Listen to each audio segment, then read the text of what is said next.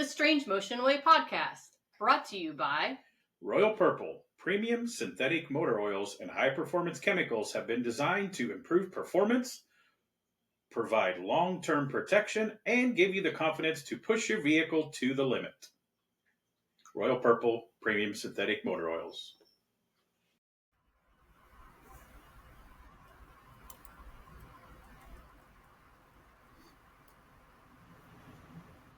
Welcome to another episode of the Strange Motion Way podcast. I'm your host, Tim Strange. I'm here with my current wife, Carrie Strange. Haven't you seen that on social media when people, my current girlfriend and my current wife, then a lot of times the husbands get karate chopped in the neck. So tonight's guest, he starred in the popular Wrench TV show on Motor Trend for, I think, 2 or 3 seasons. He was a few times he appeared on my TV show on Spike TV, Search and Restore. He has been a Riddler Grade 8, a Tulsa Fine 9, I think more than once. Many awards at the Grand National Roadster Show, including the Blackie Award and Sweepstakes Truck. That means Best Truck of the Show. As long as it's, Best Truck of the Show. Awards at the World's Most Beautiful Truck Show. NSRA Giveaway Builder, built the giveaway car. Recently built probably the most state-of-the-art brand new hot rod shop that I've seen. We have not been by there yet to visit. We've just seen it online. And they're one of the coolest things. They have a toy shop there. They put on a great display at Louisville during the NSRA Street Rod Nationals. They bring RC cars. And I read in the new street scene that I think they're bringing slot car track this year. And it's amazing because how do we get kids excited about hot rods? The amount of kids that come and hang out there is awesome. It's incredible. So welcome tonight, Justin Nichols from Nichols Paint and Fab. That's a pretty good intro there. Oh, thanks, man. You make me blush every time. Yeah, no, it's definitely been a wild ride, man, for sure. And you talk about the Louisville stuff and the kids and stuff, and that's really important to all of us here. And we like to bring that into what we do, whether it's RC cars, slot tracks, and we got to get them involved somehow because there's got to be a future, and the future's looking pretty sketchy right now. And hopefully anything, anyone, any shop, any builder, whatever can do will help, you know?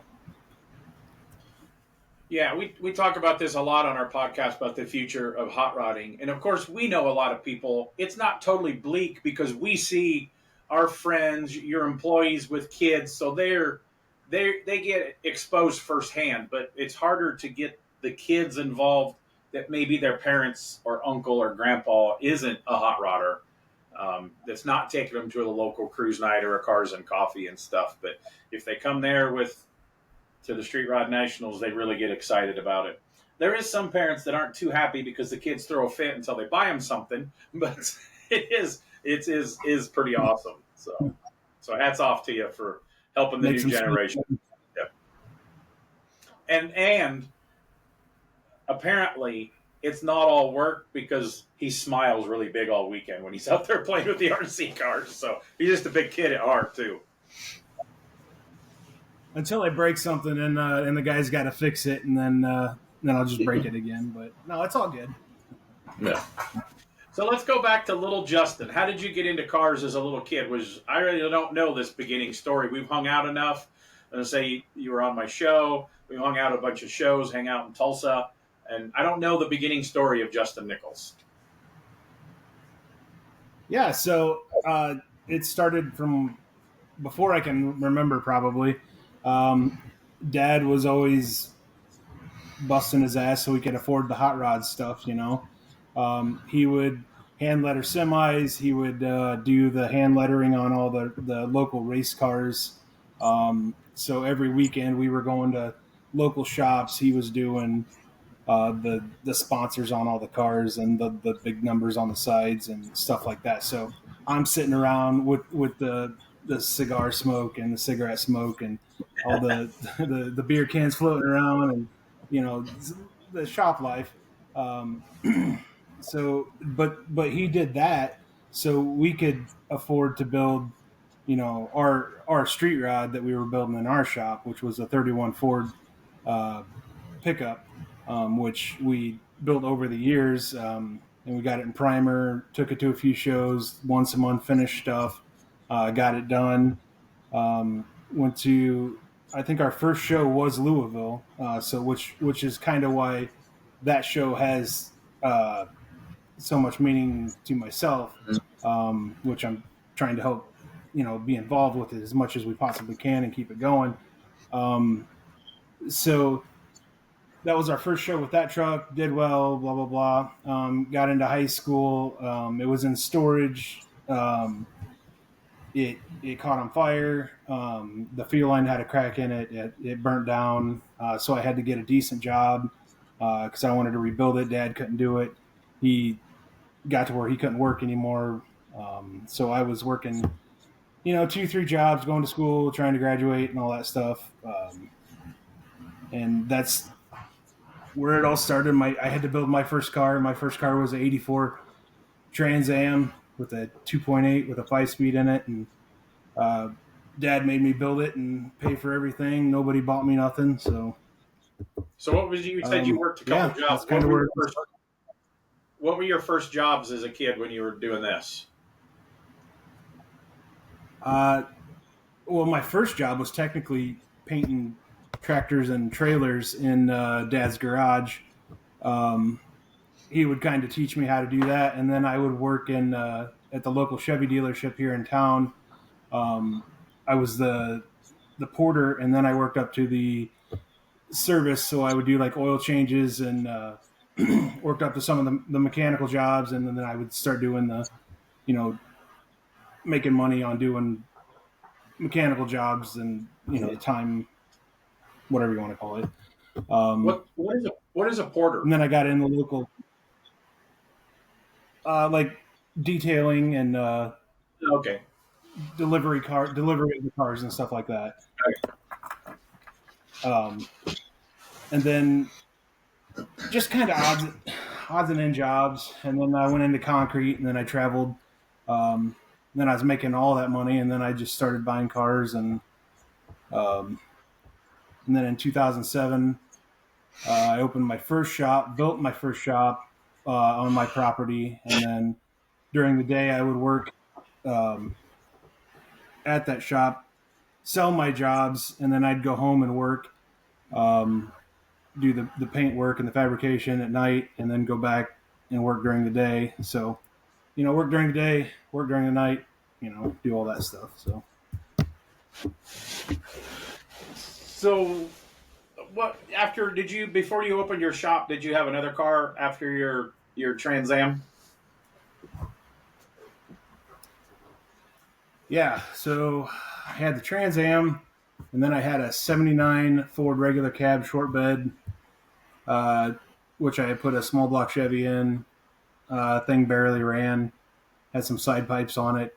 My friends made fun of me for it. It was, it did burnouts from here to Kentucky if I wanted it to.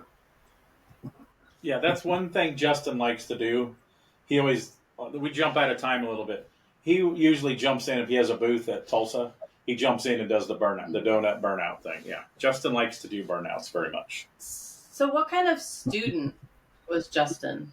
In high school? Mm-hmm. Was not a model student at all.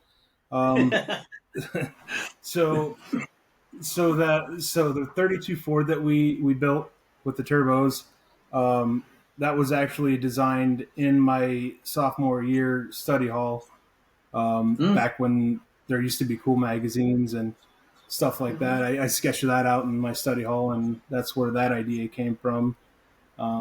So I was never really interested in school. I graduated, I got my diploma, I did what I needed to do, and a lot of that was because of my dad. He forced me to he encouraged you. See that I needed to do that. Yes, yeah. And that was a good thing. So, yeah. it needed to So be where done. And did you go to high school? What size school did you go to? Did you have a lot in your graduating class, or was it a small school? I was here in Watsika, so there was probably I don't even want to take a guess. There was probably 100, 125 in the That's class. bigger than I thought Watsika had. Yeah. We both had less than 40 in our graduating class. Okay, yeah, that was, and that's a rough guess, but it's not like that nowadays. It's dwindled way down. There's probably 5,500 people in Watsika now. Mm. And how many of those people that you went to school with do you still communicate with today? One, and his name's Corey German, and he works here at the shop. Yeah, I still associate with one often that I was in high school, one of my best buddies, and kind of two or three others, like I'll message like a couple months or something, or a couple times a year. But yeah, you realize that when you get older, you don't, yeah, especially when you start traveling, even though you're still living there, we moved away from home, and you start traveling and stuff, you lose track of a lot of people. Yeah, you do for sure. You get wrapped up in your own life and your goals and what you got to do, and it's hard to. You thought that was the only thing that mattered was friends, and running around and having fun back in the day, but no, not anymore.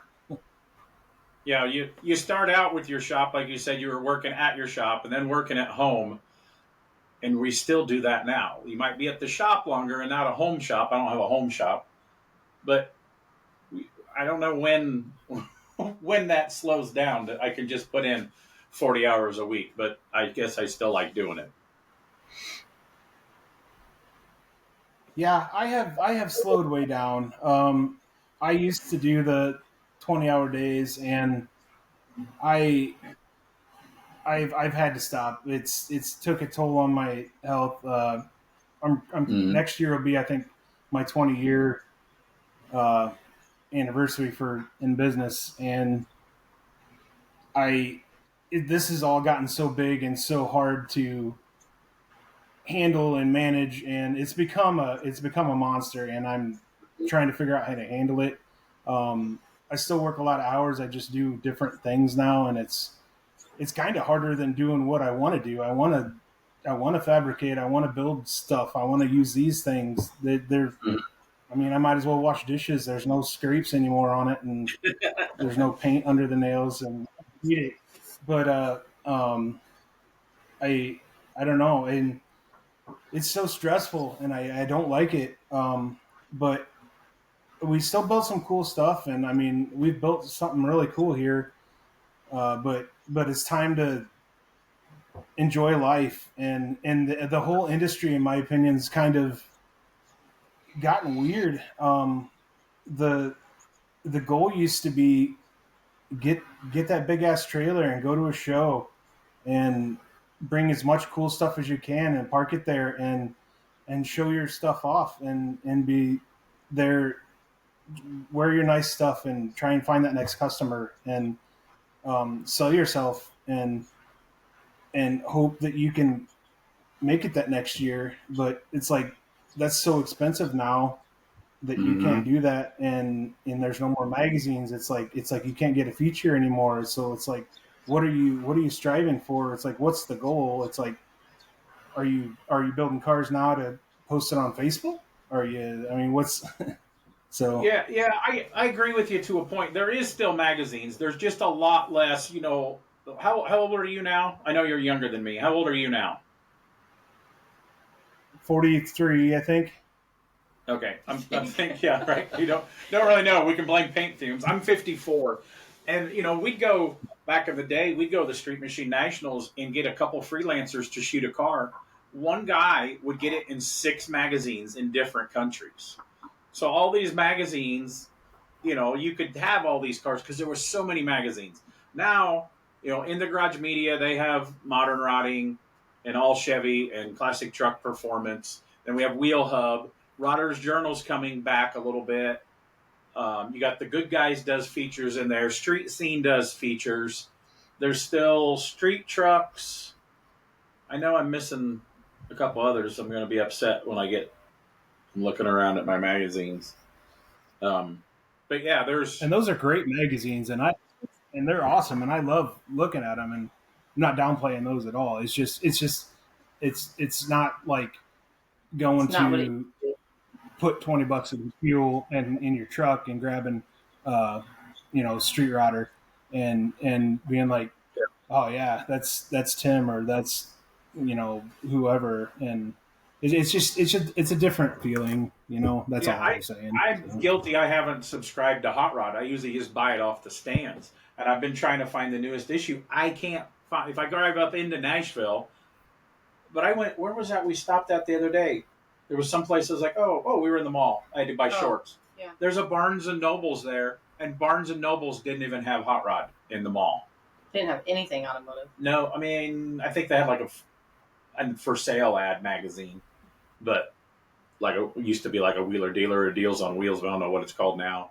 But yeah, they didn't even have Hot Rod. Sometimes I'll find it at the airport. There'll be Motor Trend and sometimes Hot Rod, but not very often. So that's how we're lacking a little bit on helping. How many times did you have your friends? It's like, oh, I go to the grocery store with my mom. She'd drop me off the magazines, and I'd sit there and read Rod and Custom and Street Rodder and Hot Rod. And now that's how we're lacking a little bit of getting that new blood in, because those magazines aren't everywhere anymore. Yeah, that's what I used to put in the books in study hall. I'd stuff them in there and call it People good. don't go to the grocery store anymore. They pick it up and have it delivered. Right, yeah. Less people go shopping. They have it all delivered in Amazon and Uber Eats and all that stuff. So yeah, it is a little bit different. I mean, there's still great magazines, but there's more builders than there ever has been, and we're all fighting for that same space in that magazine. Lucky we get relationships with magazines and photographers, then they'll call and say, what are you guys working on, or whatever. And so, okay, let's go backtrack just a little bit here before we talk about the new place. So when you were younger, when you started your shop, what type of projects were people bringing you back then? I guess the question is, can you do pinstriping and lettering like your dad? Because I can't. I suck at it. That is one thing that I am the worst at. I can do straight lines, but as far as doing the symmetrical stuff and the hot rod stuff, nope, count me out. But I respect it and love it, and I'll look at it all day long. But no, I don't want to do that. I can airbrush, and I can. A lot of events I'll with do all Von that. Hot Rod. Von Hot Rod from California. He does appearances and stuff all over, and he pinstripes and letters. And we've taken some of his classes on. We used to do Caribbean cruises for this car group, and me and Carrie and him and his wife Sandy would be like the hosts of this. And he's like, somehow, I don't know how he got it done, but a couple of years in a row, he got paint and lacquer thinner and all that to be able to bring on the boat. I don't know how he got through with that, bringing explosives on the boats. But he's like, dude, I can teach anybody a pinstripe. And I'm over there because I have bad carpal tunnel from years of, power hammers and planishing, well, not really power hammers, planishing hammers and stuff like that, and vibrating DAs and everything. And my hands cramp up, and I'm trying to do this tracing thing. And he goes, yeah, dude, he's very proper. He didn't say that I sucked, but I know he meant that I sucked. His face showed it. His face showed it, yeah. Yeah. It's fun when they're polite about it. So what was you working on when you opened the doors back in 2007? What kind of projects were you working on back then? Well, a lot of the stuff I don't want to talk about, but there was some good stuff in there. My first big paint job was a 48 Chevy. It was a two-tone red and black truck. It turned out pretty good. And I did a lot of stereo stuff. Corey was actually popping in and out helping. We did an old Lincoln limo. We did the underglow. We did big stereo in it. We put exhaust on it for some reason. In our generation of the hot rods, when they started, they don't want to admit it. I always said that I made this person promise they'd never tell anybody. I put one set of underglow on, and if you talk to most people, everybody's put at least one set of underglow. I didn't put it on a tuner car. I put it on a '58 Biscayne, but yeah, I made sure I made plenty of money for putting that underglow on. Yeah, I mean it's what you got to do. That was what, early '90s, well, till late 2000s with Fast and the Furious stuff. But yeah, you ride the waves of all the stuff that pays your bills. So Yep. Yeah. So but, as we mentioned that, did you ever do much tuner cars when the tuner stuff was, because that was hot when you opened your shop, the tuner stuff, Fast and Furious, that market just extremely blew up. I never worked on any tuner cars. No, that's one thing I never did. There was always a demand for it. The closest thing we ever got was like stereo installs, but and like the video and all that stuff. I never got into the performance or the fart pipes or anything like that. I always knew that I wanted to do the hot rod stuff. We were When I opened the shop, we started doing like 32 Ford like sedans, and I had a Roadster going there for a while. 62 Buick. I always had like bigger builds, but no budget, So that was always, you'd always get so far, and then they'd run out of money, and some would come back, and then you just always I have can to speak play that from game. that because you're in a little bit bigger town, a little closer to Chicago where there was some more money, but a lot of Illinois out in the smaller towns, they're very conservative Midwesterners. Like my dad still can't comprehend that I'm still building hot rods for a living. He has hot rods. All of his buddies have hot rods, but hardly ever do they pay. Like they'll build their cars and maybe their buddy will take it to a shop to have their AC charged or the alignment done or something like that. But especially in the farmer world, you do all the stuff yourself, even the paint work. So that Midwest conservative thing, they don't spend money on high end. Like I'm right there. I could name probably 12 cars like got a good start and never got finished that I was working on. Yeah. Yeah, And there's a lot of drivers around here. There's a lot of steak and shake cruise nights. There's, a lot of them are just get in them, go have fun, go park them. Who cares?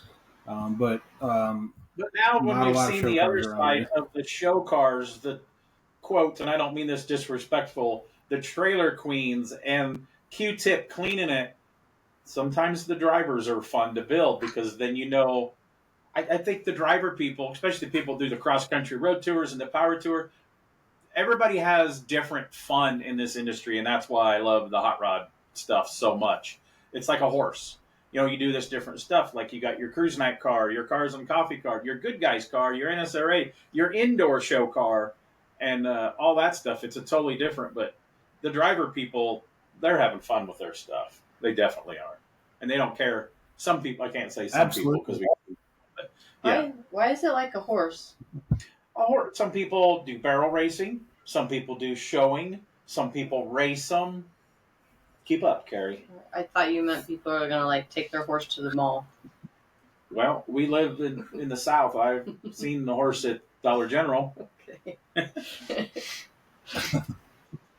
There's absolutely nothing wrong with the driver. I love building a driver. I know when I worked at Troy's right out of high school up in Mantino, and he always said, if you're going to build a car, you're going to drive it either way. It doesn't matter whether you're going to take it to a show or it's going to be a driver. You always got one quality, and that's what I beat into everybody that works here too. It's like it doesn't matter if it's going to be up on the stand for a Riddler Award or it's going to go to the gas station and it's going to drive it home. It still serves a purpose and it's got wheels on it. So you got to have fun with it. It's got to serve a purpose and just live the dream, So how long did you work at Rad Rides? I forgot about. I think I knew that, but I think I forgot. Not long. Yeah, and you say it was right out of high school. Yeah, it was. It was shortly right before I opened my my shop in 2007. So I went in there. I wasn't ready. I mean, I really didn't know shit. I kept pestering Jack, Troy's dad, and they were working on Manny's Lincoln, and they were building Rogan's Cuda. And I'm like, you don't have to pay me shit. Just let me come in, let me help. And Jack's finally like, fine, come in. Just come in and help. And I worked there for probably a week, and it was like, okay, I don't belong here yet, and Troy was always cool with me, and I still go up there and I still use his tools all the time and this and that. But But just being in a uh, shop, even now, I've been running my shop for 31 years. Just being in a shop like that, and hey, I'll pick up. I'll empty the trash and I'll push the broom a couple nights a week. You still pick up, especially that place still yeah, today. You would pick up a tremendous just seeing how they do that. Or I would love to just sit there for a week and watch their metal guys how they metal finish out the welds and all. Yeah, because I can do it, but I'm sure they've got a way to do it faster on how you can't even see that weld or a grind mark or, there's them and like Troy at BBT, they and Zane Cullen, they got that down to a science, man. that comes down to obviously the budget. But Mm-hmm. I'd love to be a fly on the wall just a couple days a week. There, I'm actually going to BBT tomorrow. We're building a 59 Impala here. I'm gonna go down there and talk to him about a couple parts for this one. Um, but it's just I love the creative. Like there's just so many good people in this industry and so many smart fuckers, Mm-hmm. and it's like if you can just sit there for a few minutes and absorb something from them. I'm not saying steal ideas or uh, whatever, but come out of there feeling better about yourself. You know what I mean? That's I feel like you're winning from that. And just the working relationship of shops. I think that's changed a little bit. I don't know if we talked about that with somebody or I listened to somebody else's podcast. I don't know who it was, but like back in the day, you just rely on yourself. Now you realize I can do wiring. I don't enjoy wiring, so I've got Ricky Burks and Chris Robinson will do my stereos. Ricky Burks does most of my other wiring. I can do it. I understand it. I don't enjoy it, so I figure my time's better off doing the other stuff and have somebody else do that. Well, then, especially with Troy from BBT, well, he's got is it in Tech Auto the CNC stuff. Well, because he was working Mhm. with other people, like okay, you can hire me to do that. And like I used to know, Fat Man, I used to get their spindles from the foundry. Fat Man did 4 other suspension company spindles and private label them and all that stuff. And we got to work smarter instead of just doing it all ourselves. And it's like, okay, I can work with this guy and get that from that person, or and then it makes it better. The industry's strong because we're sharing the love, and it just makes a better product in the end. Yep. Took you a long time to Well, there's enough understand work that. for everybody, and I think that's the biggest part is understanding that you don't have to be um, like mine. It's Mm-hmm. like you can't share. You know, uh, it's like I walk into Troy's shop and it's like he will talk to you and not stuck up or Yeah. either Troy or any shop and I feel like that's the way it should be. It's like we're all in it together and um, it's like we farm out some stuff here lately because we're having staffing issues and we trimmed some fat here lately because we've been having some rework issues and we got rid of a few things that caused those rework issues here and we got through it and we restaffed and we're good to go now. But we farmed some stuff out to have some paint work done. So it's like Yeah. it is what it is. You're the third shop that I don't know if you said that you're not doing any paint work in house at all, but I know a couple other area shops that are doing really good stuff. Like the one guy, I was surprised I bought some stuff from him. He's like, we totally closed our paint shop. He sends them all to Alabama now. He says, I got tired of dealing with it, got tired of dealing with the paint store, got tired with the this and that and how the chemicals are. And he goes, I just found a guy that he loves to do it and he does us a good job. So we got rid of that part at our shop. Yeah, can't blame him. It's like we painted 2 cars, and the primer that we used, been using it for years. Got a bad batch of it, and it peeled right off the car. And it's nothing we did. It's nothing that changed. Nothing peeled right off. And guess who gets to eat that? The Yeah. shop owner. You know, Yeah. and it's it's so let's just farm that out and let somebody else deal with that. So. Yeah. And the bad part was you with the The paint employees. companies don't. Employees aren't going to eat it. The shop owner, me being a one man shop, I just had one that I had to eat a bunch of stuff because I chose the wrong person to outsource stuff to.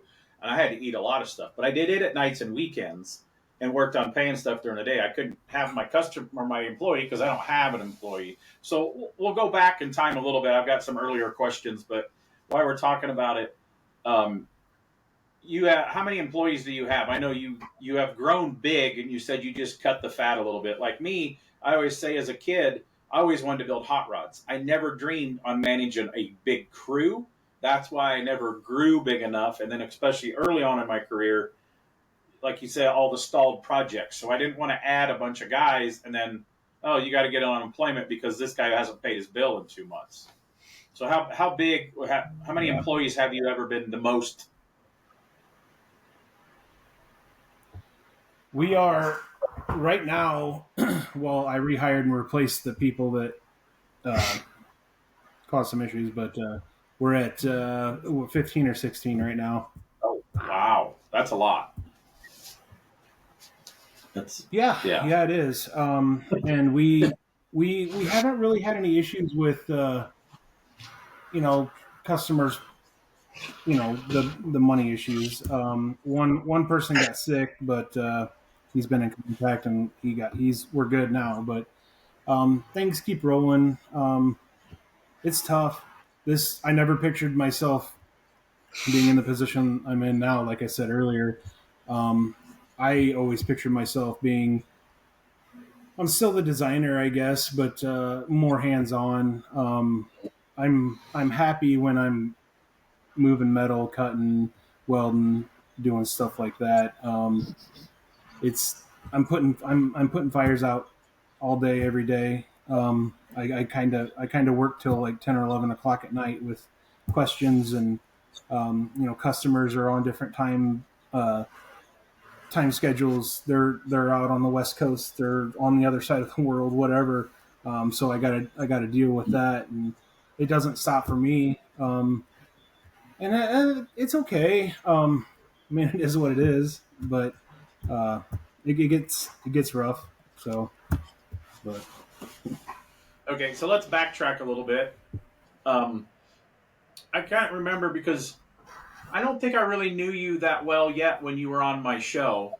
But when we got online, I think you reached out to me, and I can't remember what I seen because I did a lot of research of people I didn't know firsthand on letting them come in. So I can't remember that I looked at your social media, your Facebook or whatever, and was like, oh yeah, this guy's building cool stuff. There had to have been something. It was like, yeah, this guy can come. But Which episode was he on? The Hudson was the first one that you were on because we called you Circle Sander. You were sanding in a circle. He's like, that's how I do it. And I was like, no, we're doing it this way like that. So me and Chris Ryan nicknamed him Circle Sander. I just remember the first couple of days, you were a little bit like a deer in the headlights, which happened to a lot of people. I'd been there and I was used to the cameras, but not everybody had ever worked in front of a camera, and it's a different deal. But then by the end of the week, you were kicking ass, and like the camera didn't bother you. You were fun, talking and joking in front of the cameras. And what else? Yeah, you came on the Hudson for, I don't know, it was Paint and Body Week or something like that. And then I forget what else did you come on the green truck too? The street rod truck? so I came for the Hudson, and then I came back for when we gave it back to him. Okay. And I went back a bunch for like the feature with Courtney, and then We did a couple features with Courtney. Did you help on And the then last car, the yellow Mopar? No, I was going to, and then you were full with that, and then I went back with Tommy on a few things, a couple cars with Tommy. Yeah, cool. And then, so then after that, I remember you did. It was, I forget what the name was. You did, it was some like, and I hate to say this because I talk bad about that word. It was some rat rod build off, but you didn't really build a rat rod. You built like a patinaed. It was like a 46 Ford sedan on air ride. I just love that car. I love that body style anyway. What was that build off thing that you were part of for that car? Yeah, thanks. Yeah, that was it was a 46 sedan. I don't hate rat rods. I hate unsafe piles of crap. But yeah, that's what I call a rat rod. Yours was like a traditional car. That's what I called it, like a traditional build off. And almost all those cars were there. If it's safe, to me, a rat rod is something that I feel scary to go to the gas station and back in. There's different, that it's traditional. Yeah, if it's held together with welded crescent wrenches, I'm not really interested in it. But that car we built the whole chassis with it. We put a 4.6 mod motor in it. That thing would do burnouts all day long. We chopped it 3 inches in a day and a half, by the way. We put a interior in it. We did the car in 22 days and then drove it to St. Louis and then Lebanon, Tennessee, and then back home. And then another one I remember, after that, this was, again, after being on the Search and Restore show, you did a two-tone green Studebaker pickup. Was that before that build-off car or after that build-off car? So that was right after it, actually. We might have actually started it right when in the middle of all that. It was international pickup. Oh. So that was my first decent budget. Still lost money on it, kind of thing, but full custom. That did really well. We won a bunch of awards. It was all over social media. I still see pictures of it being shared everywhere. Yeah, it's great. Of course, I love the Dare to Be. That one did really well. It was different. It wasn't just a normal Ford truck, even though I love 56 Ford trucks, but it was different. And then it was a good color two-tone. I think I had Boyd wheels on it. It sat right. I remember you had it at Columbus. I remember seeing you there, and yeah, you got to take it a lot of places. So that one was a really, really cool. Your budget, like you say, you have a budget, and you still gave some time because you get to a point. Oh, I'm getting to do this, and if I do to this, we always hope that it's going to open the floodgates for the next stuff, and sometimes it does, and sometimes it doesn't. But. Exactly, and that's every builder's motto. I feel it's like you got to keep giving and giving, and hopefully you get that break, and then that next one you get a bigger budget, and you get a bigger budget, and then hopefully you're just making money at some point in life. At some point, yeah. I still hope to make money at some point too. Yeah. Your mind boggles me on the fact that you can't remember what you had for lunch today, but you can remember all these details on everybody's vehicles that they built. I build cars for a living, but first, I'm a fan of other builders. I memorize, always since a little kid, I memorized the magazine. I had a stack by my chair. I just soak it all up. I'm a nerd. That's why I get to do all this announcing. That's why he can't remember anything that I tell him because he's too busy soaking up all that other stuff. What's your name again? She sounds just like Megan. You should have had Megan in the background here. We did the one that went live today. Where we'll record it. This will go up in a week, right? Dean Livermore was on Hot Rods by Dean, and his brother was sitting there too because he's actually a shop manager. So anybody that knows Justin, Megan's usually around, and we all know that she's the boss. Cracking the whip. Yeah. Man, and I'd have to give a big shout out to her because she came around before the TV, she helped pay the bills to keep the lights on at the old shop when we were building the International. So All bullshit aside, without her, there wouldn't be this. So, thanks, Megatron. Yeah, I think she's kind of one. I always joke that I'm scared of my mom or Miss Kitty on our BMX team, my wife, and there's a couple of my buddies, women that I'm a little scared of. I don't think I'd want to be on Megan's bad side. I think she, yeah. She put you in your place. Yeah, she has put me in my place more than a couple times. So. That's what she does. That's what she does. Yeah. That's why we love her. Yeah. Yep. So where were we? Talking about the international truck. What came off? I know there was some other stuff in there, and then the show, what your Wrench TV show, came up pretty close after that international truck, didn't it? Yeah, that whole thing. Huh?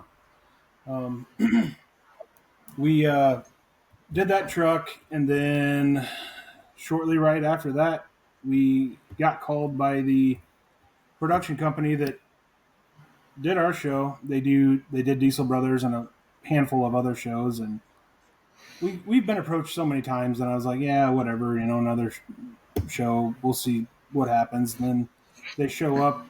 We did a Skype interview with Nick. Sorry, I'm kind of all over the place. I'm trying to remember how it went, but we did a Skype interview with Nick and myself, and they were laughing their ass off, and they ended up liking us. They sent a crew out. They did filming for about a week at the shop. We went out and did some field stuff, and they signed us for a season. We literally moved into the new shop, a bigger shop, started filming, which was a nightmare. And then got signed for another season, all while trying to find new customers. Most of those builds on that show were my builds and coming out of my pocket, except for like the Riviera and the Saab and like that weird trike thing. That was an actual customer thing. I didn't make any money on it, but whatever. It's just that TV show was great, and I wouldn't be here in this building right now if it wasn't for it. But that thing cost me a lot of money and a lot of headache, and took a lot of years off my life. But it's we wouldn't be where we're at right now without it. And we'd probably still be going if it wasn't for COVID. Like me, we can speak because we both been there. I had 2 seasons. How many seasons did you have? We did 2 full, and then we started on the 3rd one, but then COVID hit, and we had to stop. Oh, okay. Yeah, that changed a lot of stuff. But yeah, it's cool. Again, as little kids, we never, being from the Midwest, we never thought we'd be on TV. It was really cool. But people on the outside, they don't realize the deadlines are not our deadlines. They're the TV show, because we can't take a year. The only person that has had a TV show, I think, has got it figured out, that had a good program, was Kindig. Because if you watch that show, some of the show, you'd already seen a show that the car's done in the background, but then you're watching this next season. Wait, that one that was done last week, it's in primer back there. But he would get to do almost a year on his cars, and then they jumped around and filmed and then edit it together. I don't know how he got that worked out, like playing chess to get all that figured out in the planning. But everybody else is like, we had to do it in 4 weeks, and because you can't take a full season. As builders, we would love to have a full season to show every detail in a car, but people aren't going to watch us block sand for hundreds of hours because it's boring to us that we do it. So you can't show everything. So that's why, boom, you got to have a show. Every episode, you got to have another car. You got to have another car. It doesn't have to be totally done. It's got to look like it's done, but then you can finish it later. But yeah, the deadlines. I mean, when you were on Search and Restore, we were doing 16 to 18-hour days, and I'm sure you did the same thing. But that was a studio. That was your place. So I imagine the stress was even that much worse, because I was a hired TV host that couldn't even say my shop name. But they're in your shop watching. So it's like, you got to have fun, but you still got to be halfway serious because you want that next customer to look at you from your show, because it does open a lot of doors. It does help you with partnerships and corporations and all that stuff. It's opened some incredible doors, but it also closed a few doors that people don't warn you about. So, yeah, I mean, and I can't watch all the TV shows because I work on cars all day long. But you guys had a good mix, kind of like the Kindig show. You had enough little drama, wasn't fake drama because the deadline is there. So the deadline is the drama because you got to get it done or you're not going to get more episodes. And just everyday life in the hot rod shop, there's enough drama and bullshit that pops up and something don't fit. It, the people that don't work on cars, they think it's all manufactured, but it's not. But I really enjoyed your show. This is a hats off. This is a compliment. I enjoyed your show, even for somebody that's done TV and work on cars every day.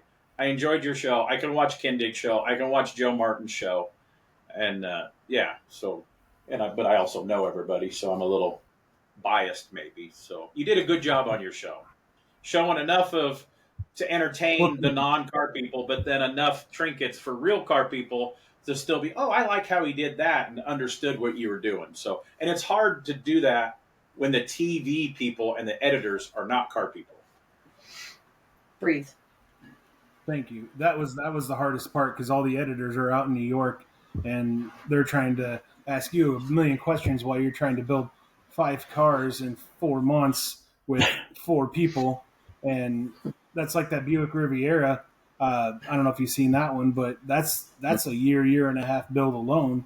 But when you got to build that whole car in 4 months along with 4 other builds and try and hide the rest of them and run a business and film a TV show in there and work on B builds and do stupid other stuff, it is exhausting, man. But you know why we're mentioning it, talk about the Riviera, because we're Riviera nuts. We did a Riviera. We want another one. You chopped that, too. Wasn't the Rivi chopped?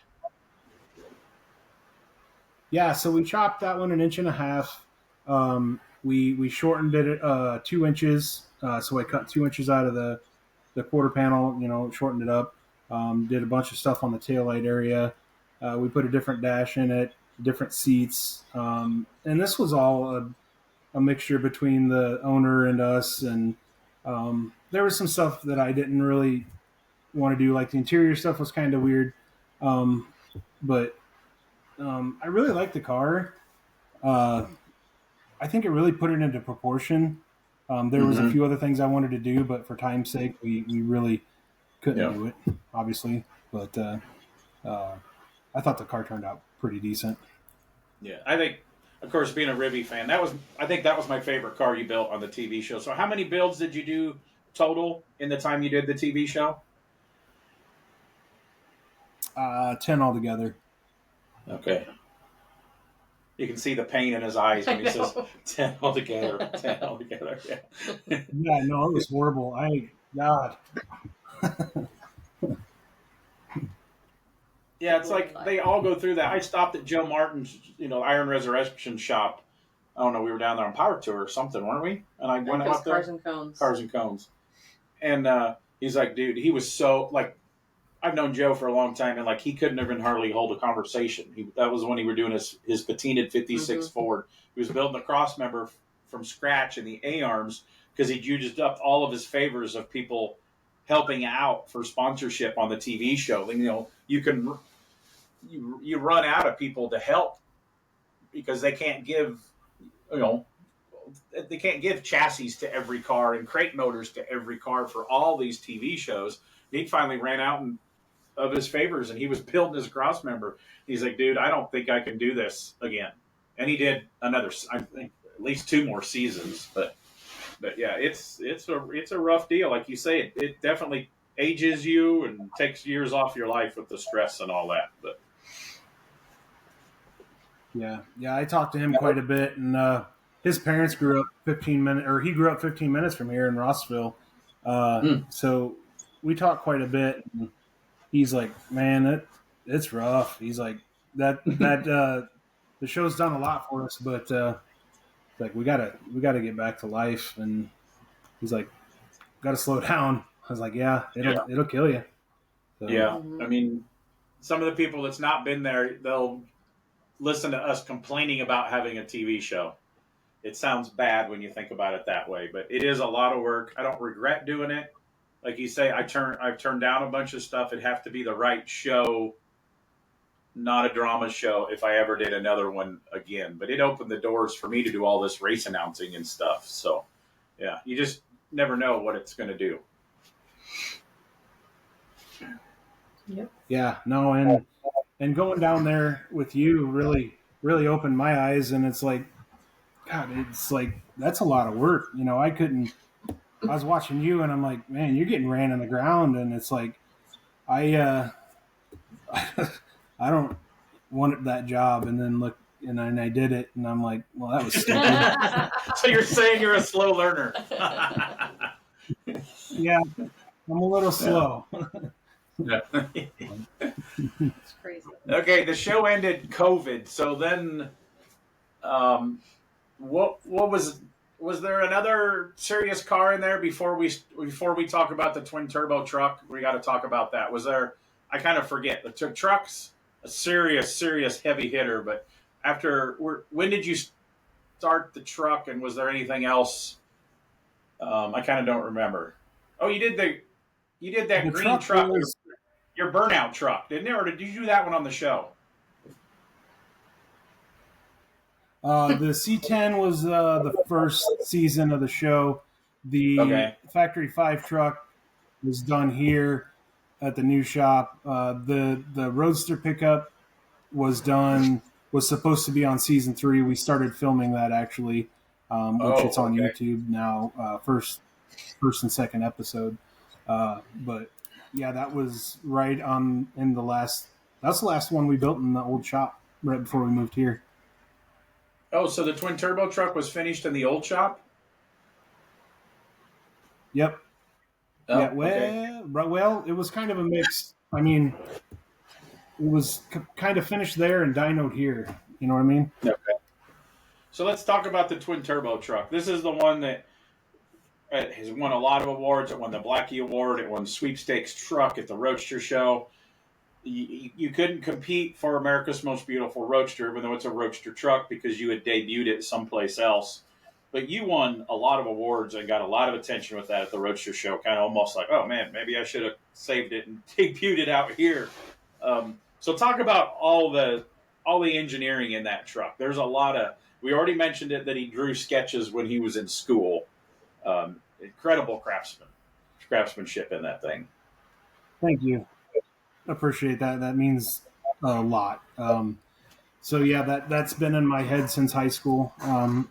Drew it out in study hall. That truck was originally supposed to be unveiled at the Roadster Show for the Amber Award.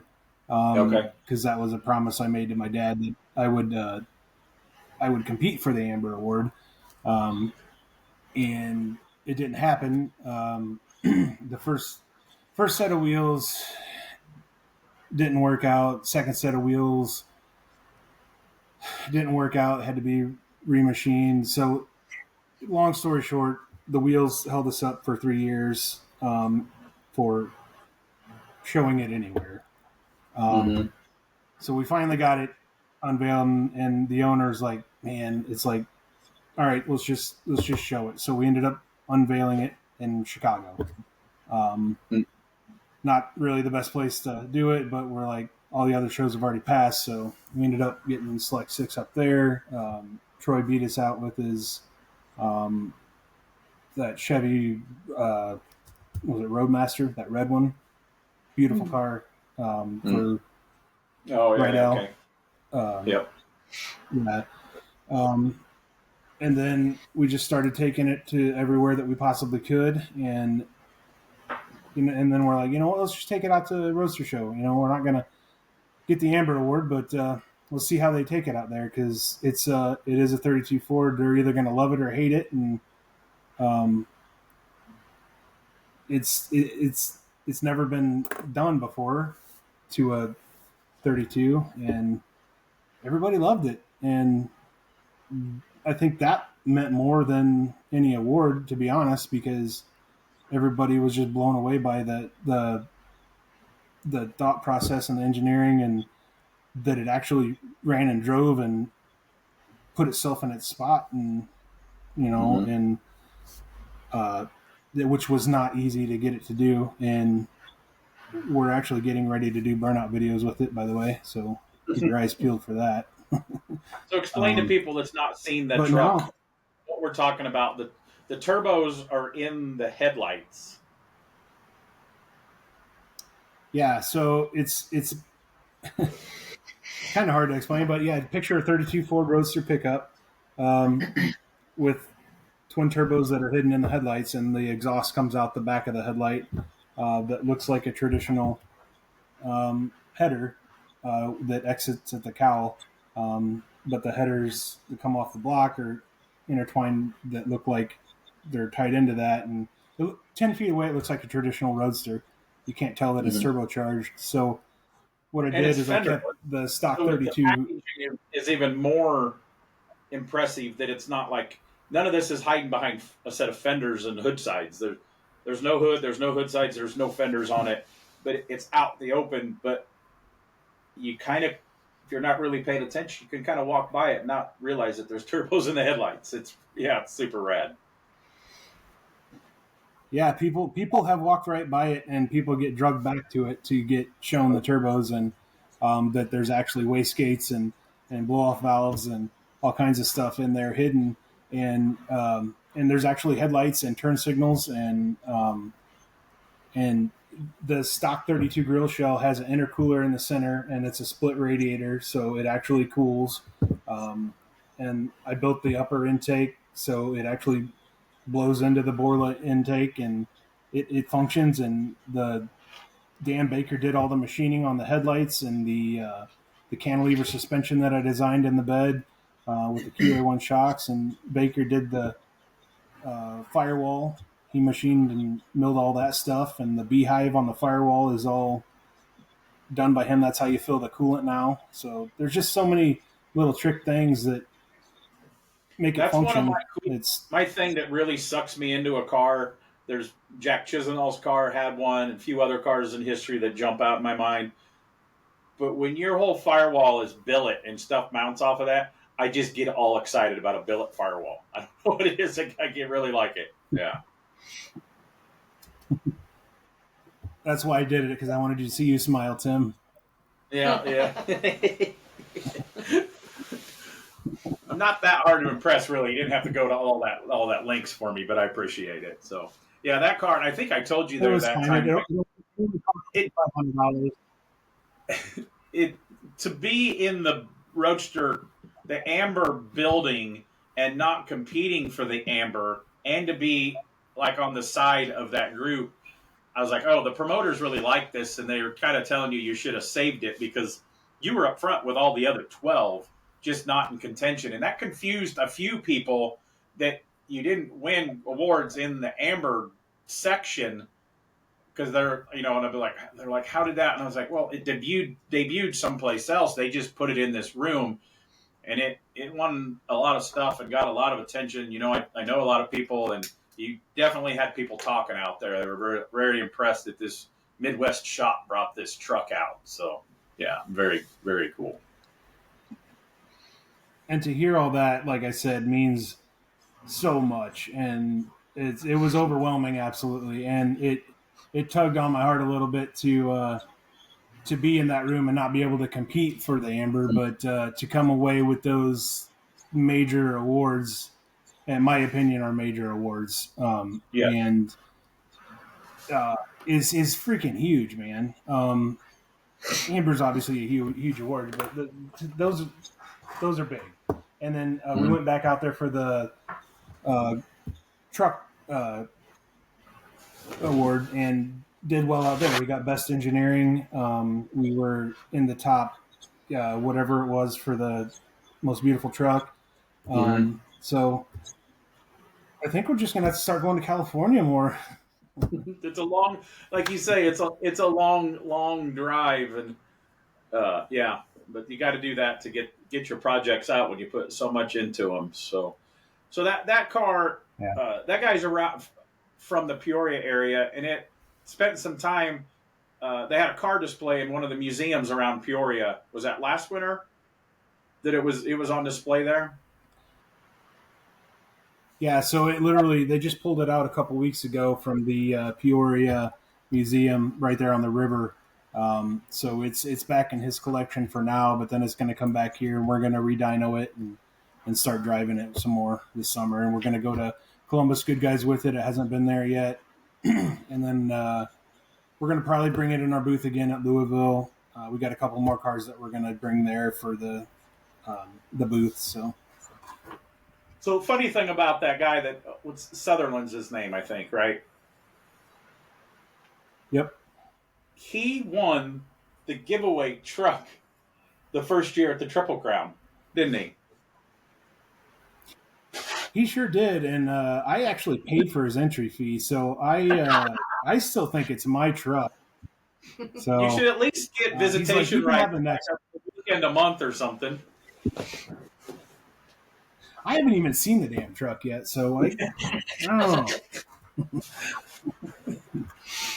That's all right. He threw another build at us, so we're building the 59 Apache for him. We just bought it off of Boris, so that and a handful of parts. So nice, very cool. Yeah, and it's nice.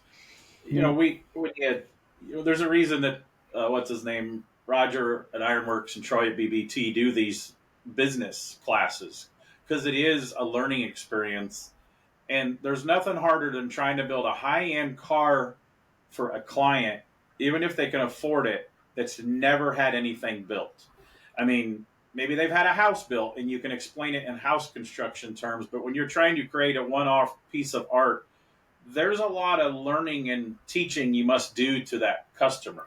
So when you've already proved yourself to this customer and you've had great results, the second build or the third build or the fourth build, which guys like Bobby Alloway always said, man, if you don't build another car for that person, you did something wrong. And I told Bobby, I go, no, Bobby, you've got blinders on. You're building cars for people that are like big wigs at Whataburger and all this.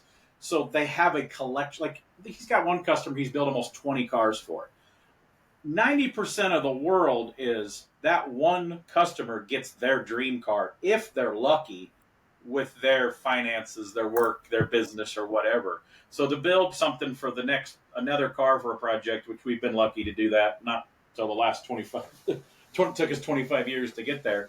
And it just makes a relationship that much better when they know what to expect. You know how they're going to react. And it is a learning curve on both sides of the fence with somebody new. Yeah, that's a really good point, because every customer is different, every expectation is different, every dollar spent has a different meaning, because you can give them a bill for something we did on the dash for $5,000, and they're like, well, why did it cost that much? And then you have to sit there and explain it to them, and then the next time they're like, oh, well, here you go. You know, you have to show them and school them and explain that little things cost money. You know, things add up. Little tiny bits little bits make the big picture. It's hard to explain, but you know what I mean. Let's say one person in a magazine or something, they said the last 10% takes 40% of the time. It's like, I'm not good at math, but I don't know if that adds up, but that's a good description of the details, how much the details take. Yeah, you're right. So, okay, you mentioned you're going to start an Apache. We don't have to give all the secrets out. But what else? Oh, you did a really cool 44 sedan or coupe here not too long ago. I really like that car. I like the color combination on that. That was last summer's, winter before? Yeah, thanks. That's for our good buddy Tom. We currently have, he's got five builds in here right now. I'm looking at my cameras right now. We're doing a really cool Pro Street 69 Camaro for him with an LSX with the big old billet specialty wheels. We're finishing up. We just finished up a 68 convertible Camaro for his wife. That pewter colored gold car with an LS3 in it. We're doing a Sloniker build for him. Was a Riddler build, but we switched gears on that.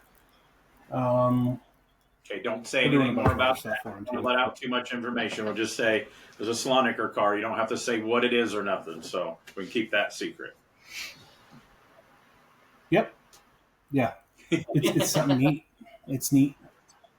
It's neat. And I showed you the rendering for the other thing that we're doing that's pretty neato. It's got twin Turbskis on it. Yeah, the front showroom, or not showroom, but the assembly room's got a bunch of in and out stuff in here. We got some 442s in here. I mean, there's a lot of stuff going on, man. There's probably 30. So let's talk about. I mentioned at the beginning one of the most state of the art shops that I've seen. You and Greenings both have. I've been to Greenings. I've only seen pictures of yours, but so. Tell about building this dream shop. I was blown away watching videos when I still had Facebook. That how they build it. They build it low so they could do all the plumbing and all the electrical, and then like almost like Amish, they cranked up. And this is big buildings. Mm-hmm. They cranked it up and slid the walls underneath of it. I was blown away. I mean, I've seen that in smaller or the Amish guys or something like that, but those were big buildings. So explain planning your dream shop and actually seeing it fulfilled. Yeah. So that's another thing. It's like since high school, you sit there and you plan on having your dream shop and you lay everything out and you're sketching out. I'm going to put a lift here. I'm going to put a lift there, and this is where the dyno's going to go, and this is where the stripper pole's going to go, and this is where the donut shop's going to be, and all this, and then like, holy shit, this is actually happening. So we broke ground, and then they laid down the 100 by 300 roof and laid out the walls on the ground, and then they put these hydraulic jacks down, and they hook them up to their Skyjack telehandlers, and it just raises them up, and then this is obviously after they put their columns in the ground. And it lifts it up and it brings the walls in and it locks them down, and they just freaking bolt them together. And then they just start bolting the walls on and then putting the metal on, and it's freaking nuts. So from start to finish on the building is 100 by 300. Did you catch that, Carrie? I did catch that, yeah. Yeah. So the main shop is 100 by 300, and the showroom has a 30 by 60 addition off the front. And there's a second story on all that with a 100 by 100 building on the back, which has the dyno and like a mechanical spot out back. And then the upholstery side is on the side of there, which I'm still trying to find somebody to run that. And then upstairs has the 3D print stuff. There's probably 20 to 25 printers going now. We've got CNC machines going. We're making our own valve covers, whatever we need. We make a lot of interior, like dash stuff and under the hood stuff. Basically, whatever we need to make that we can't buy. So that technology is way over my brain. So what are you using most of the 3D printer stuff for? So we're making, like for instance, on this Camaro that we did for Tom's wife. You know how Vintage Air has those metal panels that you just bolt to the firewall. So we're printing a 3D. It's probably 1.5 inches thick with nice techie looking stuff that you bolt to the firewall instead of having that flat thing. It's all 3D and nice looking. And then we're making valve cover covers and fuel rail covers that bolt on and look, that hides all the wires and all the ugly crap, you know. So some of this, do you have... Nobody's making any of that stuff. When you develop something for a car, do you think, oh, then we can maybe market this and have a parts line? Are you doing some of that too? It's like selling it to other people? We're working on that, but it's hard to mass produce 3D stuff. We have a plastic injection molding company here in town where I'm looking at doing that, but there again, it's like, man, I'm already tired. It's like, do I want to do that too? Yeah. Yeah. No, it's definitely in my mind. I would definitely like to branch out and like get a stuff going like that to where I could just package stuff and send it out. We got the room to store and market and all that stuff.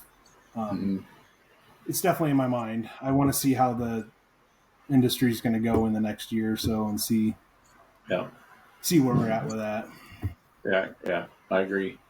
And how much of this, being California people, Florida people, they won't understand this, but you put heated floors in some of it or most of your building also?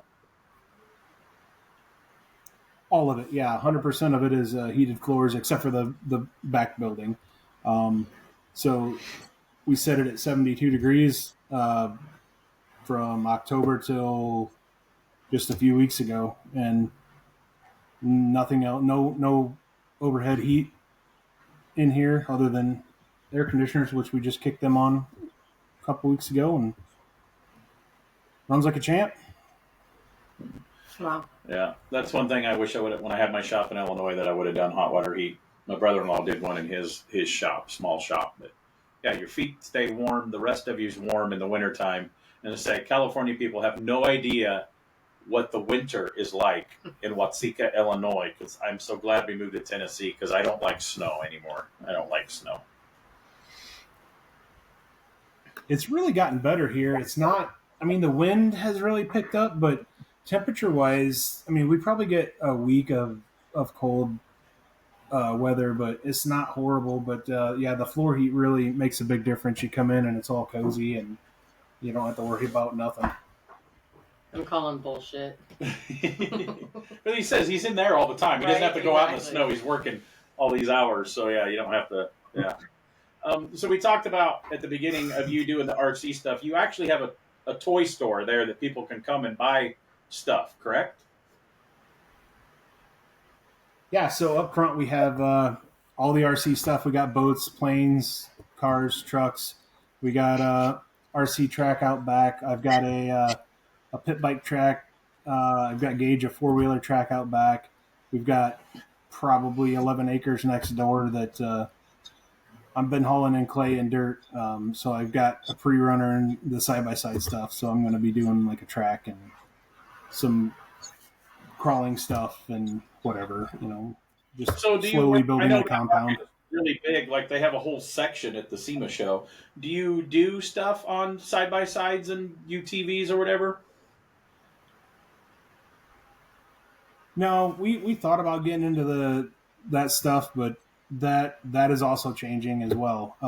Like we go up to Michigan about every weekend when it's warm for the dunes, but the side-by-sides, they change direction and you can't keep up with it, and it's like we might as well just stay out of that. Yeah, like you say, you're already tired.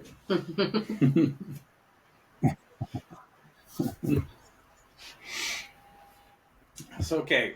We've covered a lot of ground here. Carrie, you want to ask him your normal questions that you have? Okay. So I have two. It's a two-part question. The first part is, what is your favorite show that you like to go to? And I think I know the answer to this one, but I'll let you answer it. And then the second one is, what show would you like to go to that you've never been to before? It is, my favorite one is Louisville. It would be a mix between that one and the Roadster show, but Louisville would be my number one. And I've always wanted to go to Moon Eyes. That is the popular answer of, because we've had a couple of guests that have done the Moon Eyes show, and we just need to charter a whole group and people all go together and we'll just wander aimlessly and follow Dave Shutton around Japan until he ditches us. But yeah, that's definitely on a bucket list. We definitely want to go to the Moon Eyes show. Yeah. I'm down. If you're down, I'm going. But I don't want to just go for the show. I want to go for at least a handful of days so we can take in all the tourist stuff. Because you know how it is. People are like, oh, you're so lucky you get to go to all these shows. yeah, we know where the fairgrounds and the expo centers are in about every place around the country. Same thing with BMX racing or stress relief. And then you boogie there, drive through the night, you get done, you drive through the night to get back to the shop and get back to the work. So we're not really seeing everything. I drove across to California in the SEMA show almost 30 times before I seen the Cadillac Ranch. And that makes me look really dumb. I've never stopped and walked up and painted on the Cadillacs, but Mark Warwick's shop is on basically the other side of the road. It's Sauncey Road exit because he's Sauncey Road shop. And I was always looking at his place. And I've stayed at the hotel at that exit. And finally, the year me and Terry Rose drive across country, I go, man, someday I want to figure out where the Cadillac Ranch is. And Terry goes, you mean right there, idiot? Yeah, but you never have time to do that. You know, we've been to the Grand Canyon once, and we just, you know. That was just a couple of years ago. We finally just did it. That's funny. That's kind of where we're at. We're trying to take time and enjoy life and see things. And we go to the Keys every year now in the middle of winter. We're going to go to Colorado this year and start doing the trails up there with the Jeep stuff. And then we got a motorhome, so we're just going to throw the bike in there and just go see stuff. Yeah, live it up. Very cool. Awesome. Well, we've been over an hour. We've covered a lot of ground, a lot of questions, answers. We talked about TV, building. So you said your dad passed away, I take it? Yes. Yeah, he passed.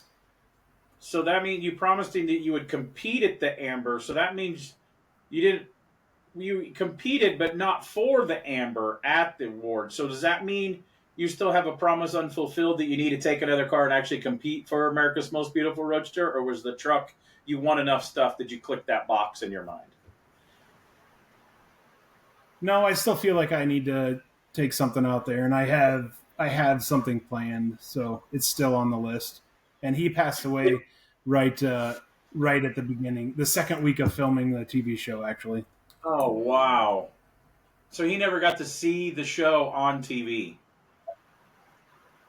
No, right at the beginning. He knew it was going to happen and seen it and never seen the show, but yeah.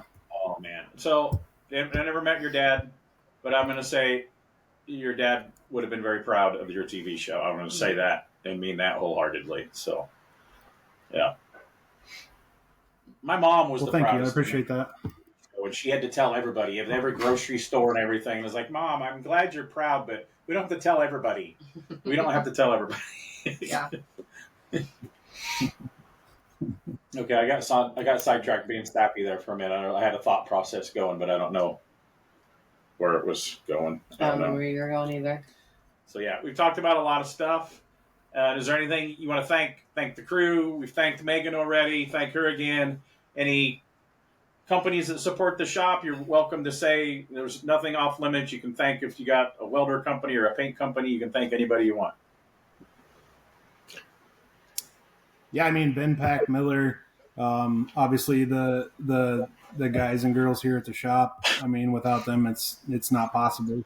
It's not a one-man shop, no matter what shop you're at. You too. You know, she's in your corner. And a lot of stuff. I don't even know how to pay the bills, so she does that. So. Wait, we pay bills? Yeah, the lights would be off if it wasn't for Megan. So, yeah. But no, it's a crazy world we live in. So just no, it's a fun one too. You just got to enjoy it. And what's your guys' favorite car that's ever been built? Oh, favorite car. Ooh, we're getting question asked. Favorite, that's really tough for me being a history nerd. Oh man. Are you just going to leave that wide open, or can you give me like of this era and this era and this era? So let's keep it customs. There's two different kind of things: the Hirohata Merc and Cadzilla. And then if you say street rods from the '80s, it's Fat Jack Robinson's orange drag car that got wrecked. So those are my holy grail vehicles. What's yours? I knew that's I knew that's what you were going to say.